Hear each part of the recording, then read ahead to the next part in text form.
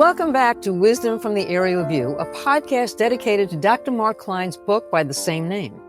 A book and podcast dedicated to what is really important in life and how we can find that superpower that changes our lives and this world. Today I wanted to do something a little bit different, and that was I wanted to talk about something that is not specifically mentioned in the book, but is paramount, I think, nowadays. And it's about healing. I saw a quote that I thought was fascinating. It said, healing doesn't mean that damage never exists. It means the damage no longer controls your life. And it's true. And I think about the reason I even got involved in this notion of healing was because I was thinking about you.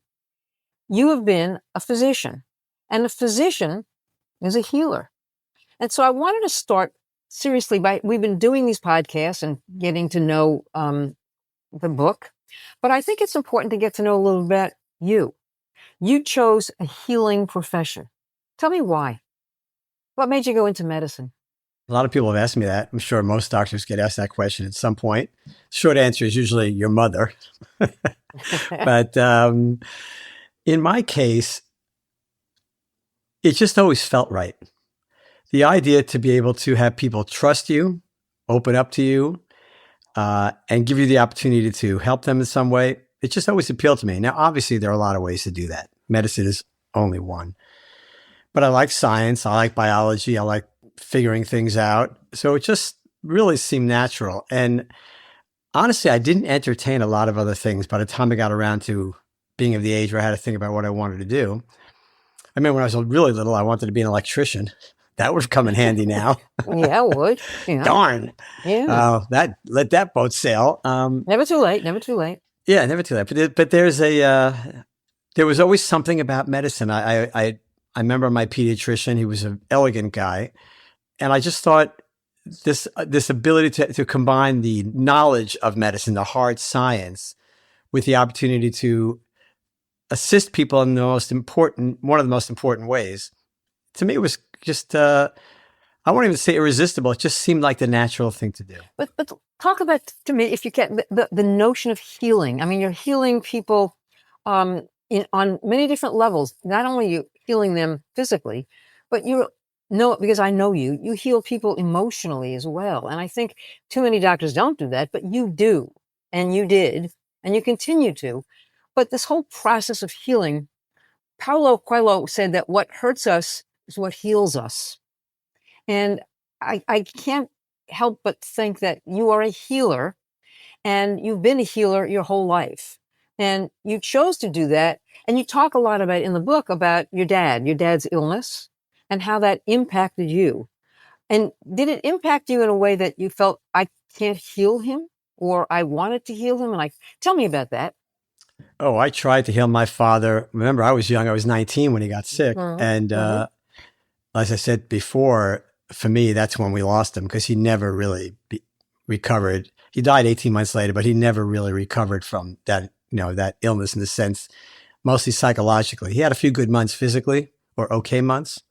Yeah. I never really asked him, because in those days, one didn't ask one's father those kind of questions as much, even though I spent a lot of time with him when he was ill. But clearly, psychologically, he was done pretty much right after he was diagnosed. So I did want to heal my dad. And I remember, I don't think I've ever told another soul this. Here I am telling it to anybody who wants to hear. I used to lie in bed at night, and I would close my eyes and think these thoughts that I thought perhaps there was some supernatural way that my thoughts could travel through the ether and enter his body and cure his disease. I'm sure, one of the themes of this podcast and one of the themes of life is that if you have an idea, a thought, an emotion, probably a billion people are having it pretty much simultaneously. Maybe not a billion, but hundreds of millions. There's no thought or feeling that you have that's unique. It's happened to people since the dawn of man. It will continue to be so. And that, again, I find that comforting, because it means, we're not nearly as alone as we think we are. So I'm sure a lot of people would call it prayer. I guess it was prayer, right? But for me, it was even more than prayer. It was like I was trying to generate this electromagnetic wave of some sort. I don't know. Just this idea that I could somehow miraculously affect the biology of his abnormal cancer cells. Of course, didn't work out very well. And of course, I never really believed it would, but I just felt like many people do. You have to try and do something. Healing as a physician is very interesting because, you can give somebody an antibiotic who's sick if they're having a bacterial infection and they get better. Wow. Or my favorite thing when I started in internal medicine, I was an intern. And one of my favorite things is when patients would come in with congestive heart failure.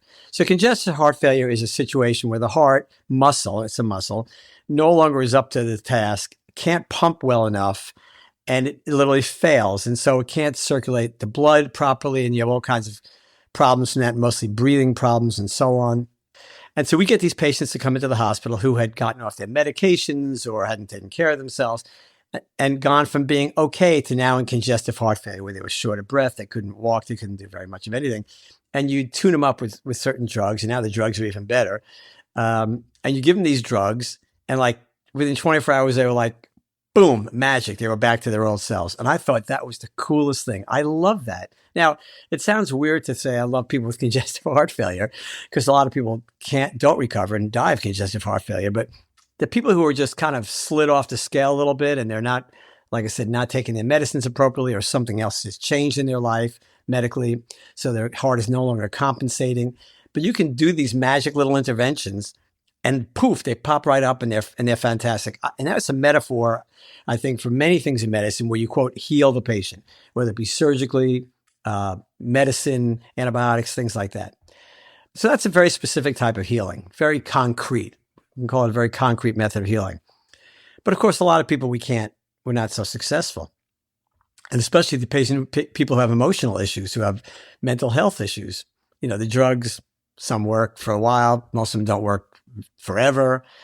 And that's a very frustrating thing to want to be able to help these people. And you look in your quiver, you don't exactly have the right arrow to fix this. But that's one of the things about the aerial view that is so unbelievably great. Now, I know I proselytize about the aerial view all the time. And I talk to people every day about the aerial view, not just with you on this podcast. I talk to people about this every day. And it is unbelievable. It affects everything. We were talking about the politics, our current state of politics, and how, some significant portion of the country is very upset and they're beside themselves and whatever. And nobody needs to be like that. There is a way, and we talked about it last time. If you understand how the world works and you can get yourself into the aerial view and get that perspective, it's quite calming and it's quite easy to take a deep breath and just say, okay, this has happened before. It will happen again. Let's see how it plays out. Most of the time it works out okay historically. It has. Not always. Sometimes it doesn't work out very well. But it's going to play out one way or the other. And recognizing that this is just another cycle of the sine wave of history, it is very helpful. And that's one of the things the aerial view gives you. It gives you that perspective, not only in politics and the health of the country or the world, but probably more importantly, in your own personal life. To understand what life really is, that it's this finite thing we call lifespan from the moment of your birth to the day of your death, those records that you're on in the jukebox of time. When you get that perspective, and that's really what the aerial view is, it's a perspective. It's quite helpful. And so in healing, which is what we're talking about now, the best thing to do is teach an individual how to heal him or herself. That's way better. Okay, that's why I wanted to talk about this, because I'm stressed in the current political situation, et cetera, et cetera. It drives me crazy. But I think the reason I really wanted to talk about healing today was help us heal. Well, we have to heal ourselves, and maybe in so doing, we can help heal the country. Tell me how we get to the aerial view, because a lot of us are very stressed right now about what's happening in the country politically. And you're not. And I think that's amazing. And I applaud you. Wish that I could be there. Help me to get there. How do I get to the aerial view where I can heal my inner soul right now that is hurting with what's going on in the country? Tell me, how do I do that? How do I get to that aerial view? Well, people like you, I find in terms of the political issues, I find very interesting. And I look at somebody like you who's a wonderful, kind, generous person. I mean, you are the salt of the earth. And I'm thinking, poor Enid, why is she torturing herself about something so not irrelevant, but expected in the world? In other words, we are going to see these cyclic events in the world. We are going to see wars. We are going to see democracies come and go. We are going to see leaders or even dictators come and go. Just step into the aerial view and take a look at all of time. Because remember, in the aerial view, you're not focused only on the moment you're in, or even the moments around the moment you're in. You're looking at the whole thing, from the first record of that jukebox to the last. And of course, we're talking about an infinitesimally tiny sliver all that time when we talk about a presidential term, 4 years. I mean, it's hardly worth mentioning in the overall discussion of time, because it's so insignificant in the sense of time, but it's very significant to the people who are living through it in the street view. So if you're stuck in the street view and that's all you see, then this 4 years could be an eternity for you, right? Every time something happens, it could just knocks you right off that stone. I like to say that what we don't want to be in our lives is balanced on a single stone. We don't want a brisk breeze or any event to just knock us off, right? We want to be firmly set in that ground. We want to have one leg in one set of concrete, the other leg in the other set of concrete, and you can blow that wind as hard as you want, and we're not going over. And that's what you want, right? You don't want the wind to blow you over. And so a presidential election, which you were one vote out of, I think it was like 150 something million people. You don't expect so much of yourself. I mean, you're one of 150 million people. Your opinion could be wrong. We're going to talk about that at length in a future podcast about why being right is overrated. You could be wrong. That's the first thing people have to realize. No matter how adamant and sure you are that you're on the moral high ground, as soon as you get that sense that I'm right and they're wrong, the bell should go off in your head. Because there's a good possibility, maybe less than 50%, but there's some significant possibility that you're wrong.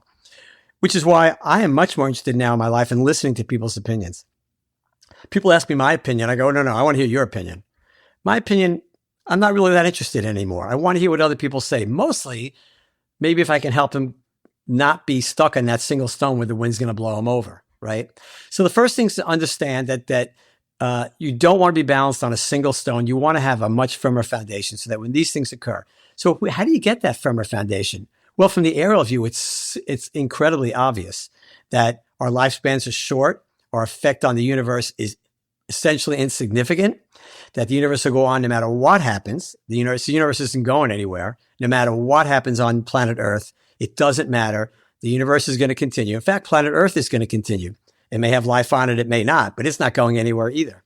Planet Earth, I can assure you, will get very, very hot at some point, and it will get very, very cold at some point, and all the continents will merge together again, like they started in Pangea. And then they'll separate again. All these things are going to happen again and again and again, no matter what you do. You don't have control over any of that. But here's what you have control over. One, how you interpret the world, how you feel and react to what's happening. Remember, we've talked about this. That's a superpower.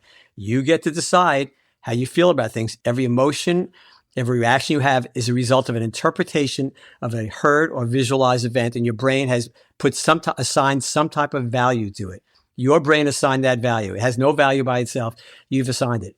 Number two, besides the fact you have control over how you react to everything is temporary. Your lifespan is limited, right? So you can't be worrying about that. What you have to worry about is, how am I doing? Am I doing the best I can?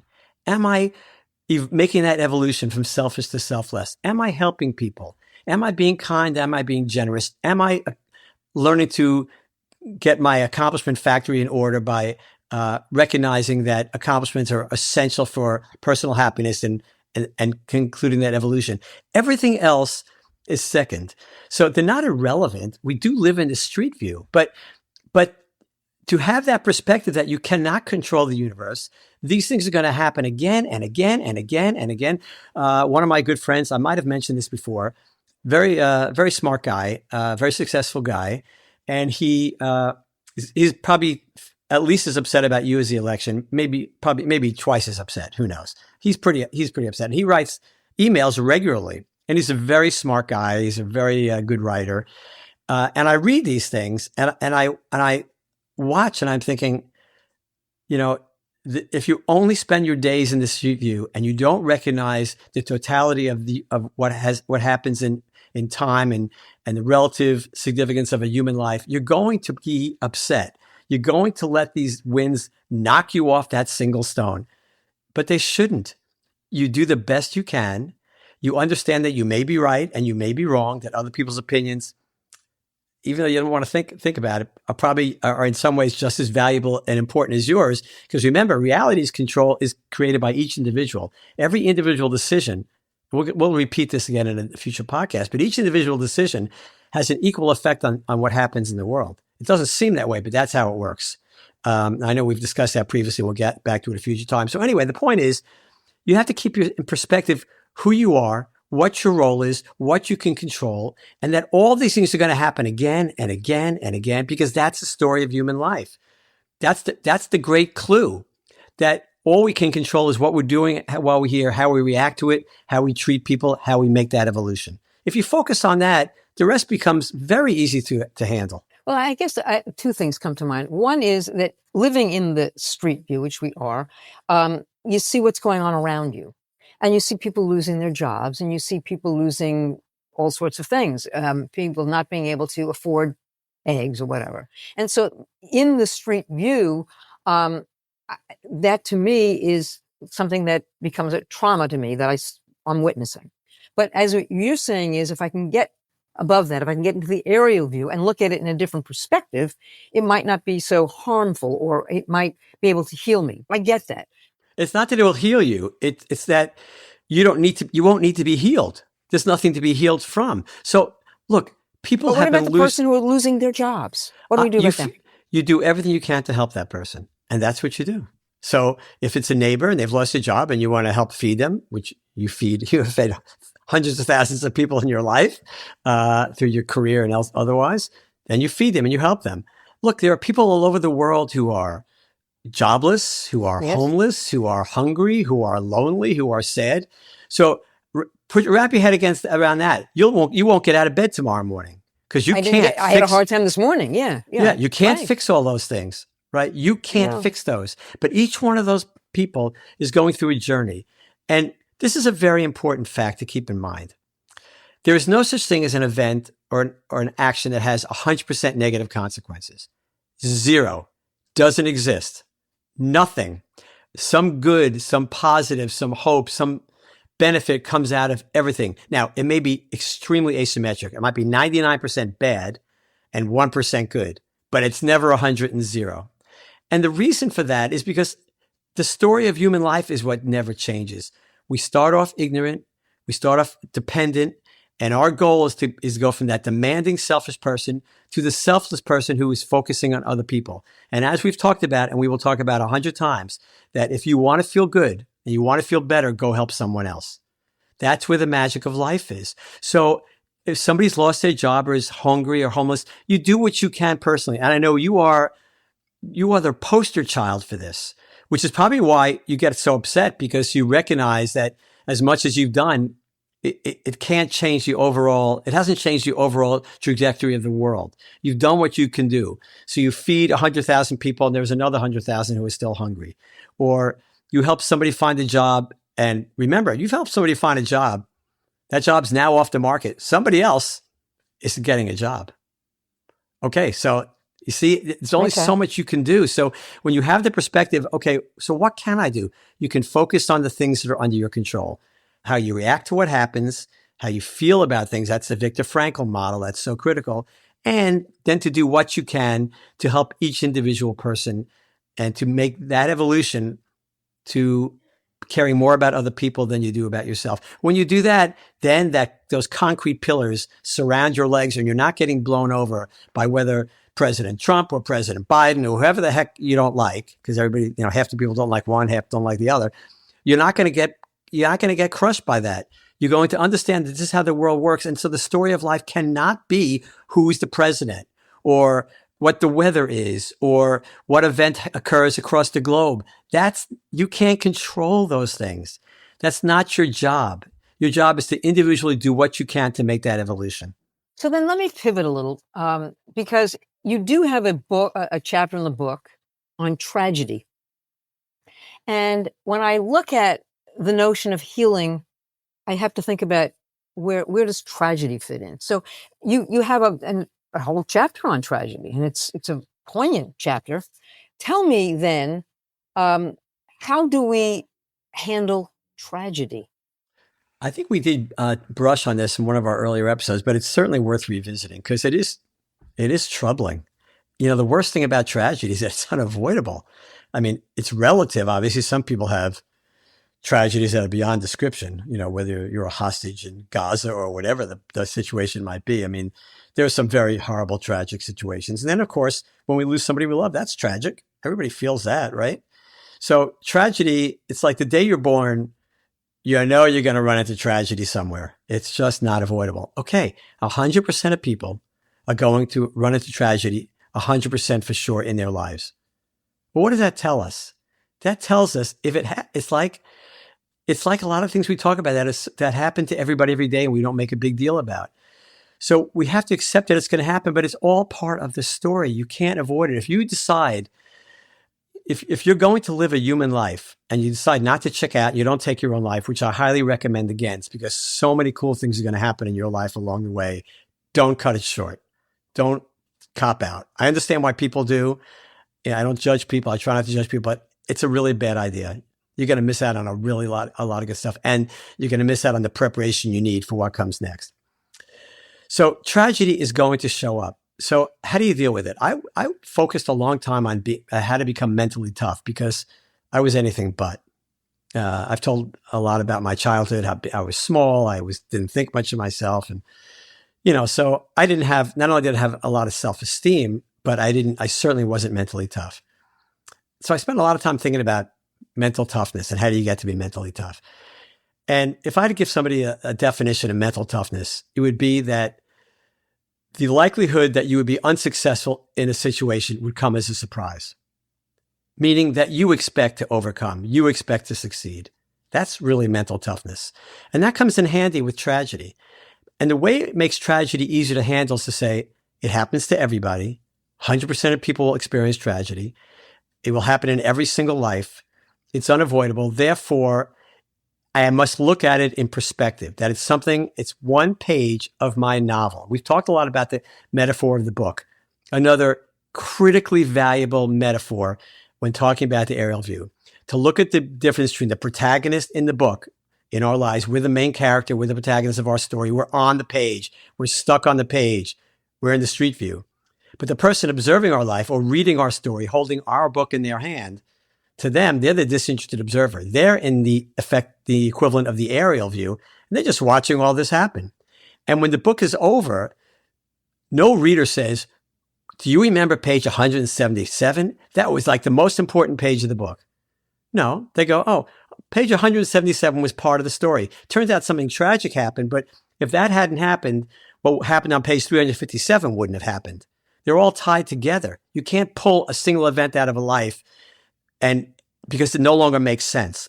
All these moments, so the tragedies are part of it. You know, I have said many times, and again, this is generally not received well, there is no difference in the significance of a moment of tragedy as there is in a moment of joy.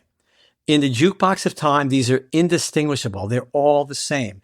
And from the aerial view, you can understand why. They're not as much fun. Tragedy, you're crying, you're sad, you're distraught, for whatever, and hopefully you can limit that time by recognizing that it's for what a moment of tragedy is from the aerial view. That's very important to be able to limit that. But you keep it in perspective that you understand what this is. It's just another page of my life, of that novel that's my life. It's just another page. And when the story is over and somebody recounts the story of our lives, right? They're going to read the stories of tragedy in the same tone of voice as the moments of joy and success. They're not going to raise and lower their voice to correspond to that event. They're just going to read it because they're all equal. But so you brought up the hostages in Gaza. Let's talk about that. Do we have to? If you could. Yes, well, we do because that's tragic. There's no question. And then the hostages are getting released one by one. Mhm. And when then they do interviews and they talk about what it was like. And I keep thinking, and it's astounding to me how we have a tragic event. And I get back to this notion of how do they heal from the tragedy that they have just lived for 500 days? How does one do that? How do they go? Are they, when they are held in captivity, are they in the street view? And then are they, maybe the way they can exist is that they've gotten themselves, without even knowing it, into the aerial view? I mean, how did they exist for 500 days in captivity, come out, and be able to function in a society that needed them, wanted them, desired them, but won't understand them? How do they do that? How do they go from that to that? Well, the same thing happens to people who are in wars, soldiers who are in wars. There's so many people who go through these different types of things. Look, I don't want to, it'd be presumptuous of me to tell somebody who's been through that event that I haven't been through how to behave, how to react. All I can say is that the way out of this is to remember two things. One is Viktor Frankl's message that you're in complete control of how you feel and how you act. This guy was in a concentration camp. He saw the worst of the worst of the worst. So if he can do it, anybody can do it. And that's his message. You get to control how you react. One thing that cannot be taken from a man or a woman is their interpretation of the world, how they feel about anything. And the second way is to hop up into the aerial view and keep your perspective that this is part of the story of your life. When your life is over, there's going to be a short chapter, because it seems like a lot, 500 days. I mean, God, these poor people, but most of them are going to live thousands and thousands and thousands of days because they're going to have, let's say they live 100 years. That's right. So that's 36,500 days. I think that's right. Is that right? Something like that. It's a lot of days. You're asking 365 me, times, yeah, something like that. I think that's right. Anyway, a lot of days. So the way to look at it is to keep that in perspective. This is part of the story of their life, an extremely unpleasant side, a horrible side, a horrible section. But it's like a little chapter. It's a small chapter. That's the only way I think you can really manage to get through this. If it becomes the chapter, then you're doomed. There's a guy, you and I talked about this. There have been journalists who've been injured and severely injured and killed, obviously, in combat zones. And there was one guy who wrote a book, this guy, Benjamin Hall, who was in Ukraine, and he and his driver and his photographer, there were three of them, two men and a woman, were hit by a rocket, a Russian rocket. I think they hit twice. Anyway, he managed to pull himself out. He lost at least one limb. He lost an eye. It's amazing that he recovered. He was really almost torn apart. The other two people were sadly killed. This guy lived, but with tremendous injuries and loss of function and so on. And he writes this book that it's the greatest thing that ever happened to him in a lot of ways. And you go, what? How could that possibly be? Because he's in the aerial view. He gets it. He understands what a life is. Life is an evolution from being dependent and innocent and selfish to making that evolution to become selfless and outward focused. He gets that. Now, what a guy. I mean, I'd love to meet him one day. I have tremendous respect for him and all people who go through that. So it's easy for you and I to sit here and talk about it, how well we would do or let's talk about me, how I would do in that situation. I hope, knowing what I know, I do okay, but I don't know. But I'm really impressed by the people who have walked the walk, right? And that a guy like him has done that. So it is possible. If it can happen to one person, if one person can get that perspective, that tells you it's universal. Anybody can do that. Yeah, this has been an enlightened conversation for me. I've been thinking maybe too much about it, but I appreciate an openness and a frankness and a perspective. Your perspective on things are just eye-opening for me, and I appreciate it. Our producer's telling us we're running out of time, so I want to end this, as I usually do, with a reading from your chapter. This is something you've written on tragedy, if I might. And you say, quote, "All who have experienced tragedy will have noted that despite one's loss, life for everyone else disrespectfully goes on as if nothing had happened. The universe is indifferent to what transpires in our lives. That need not concern us. We are not here to change the universe. We are here to evolve, to transition from selfish to selfless, from inward to outward focused. No matter the circumstances, that is always the mission." And that's what you've taught us. And you continue to teach us that we need to continue on that path from selfish to selfless. I'll let you have the final word, Doc. You already used my final words. I would just say thank you to everybody for listening. Oh, one thing, if you're interested in sending questions for us that we can discuss during one of our episodes, you can send an email to question@wisdomfromtheaerialview.com. We look forward to your comments and questions, and we'd be happy to address them. Thank you, Enid. Thank you, everybody. Thank you, Mark. We look forward to seeing you next time. Peace.